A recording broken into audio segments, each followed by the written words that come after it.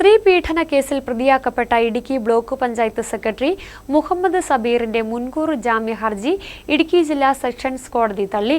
ഇതോടുകൂടി പ്രതിയെ അറസ്റ്റ് ചെയ്യണമെന്ന ആവശ്യം ശക്തമായി.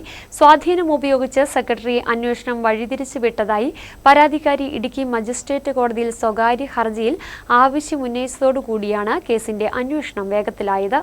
പീഡനക്കേസിൽ പ്രതിയാക്കപ്പെട്ട ഇടുക്കി ബ്ലോക്ക് പഞ്ചായത്ത് സെക്രട്ടറി മുഹമ്മദ് സബീർ PM-ന്റെ മുൻകൂർ ജാമ്യ ഹർജി ഇടുക്കി ജില്ലാ സെഷൻസ് കോടതി ജഡ്ജി ശശികുമാർ തള്ളി. ഒന്നിലധികം സ്ത്രീകളുടെ മൊഴികളുണ്ടായ സാഹചര്യത്തിലും മുൻകൂർ ജാമ്യ ഹർജി വാദം കേട്ട് തള്ളിയതിനാലും പ്രതിയെ അറസ്റ്റ് ചെയ്യുവാൻ പോലീസിന് കഴിയണമെന്ന ആവശ്യം ശക്തമായി. കേസിന്റെ ആരംഭഘട്ടത്തിൽ മെല്ലെപ്പോക്ക് നയം സ്വീകരിച്ച പോലീസ് നേരിട്ട് ഇടുക്കി മജിസ്ട്രേറ്റ് കോടതിയെ സമീപിച്ചപ്പോഴാണ് നേരായ മാർഗത്തിലേക്ക് അന്വേഷണം എത്തിയത്. ഇതോടുകൂടി മുഹമ്മദ് സബീർ മുൻകൂർ ജാമ്യത്തിന് അഡ്വക്കേറ്റ് MM തോമസ് മുഖേന കോടതിയെ സമീപിക്കുകയായിരുന്നു. എന്നാൽ ഒന്നിലധികം സ്ത്രീകളുടെ മൊഴിയുള്ളതിനാലും കേസിൽ പോലീസിന്റെ കേസ് ഡയറി പരിഗണിച്ചുമാണ് ജഡ്ജി ശശികുമാർ ജാമ്യ ഹർജി വാദം കേട്ട് തള്ളിയത്. ഇരയ്ക്ക് വേണ്ടി പബ്ലിക് പ്രോസിക്യൂട്ടർ അഡ്വക്കേറ്റ് സനീഷ് ഹാജരായി.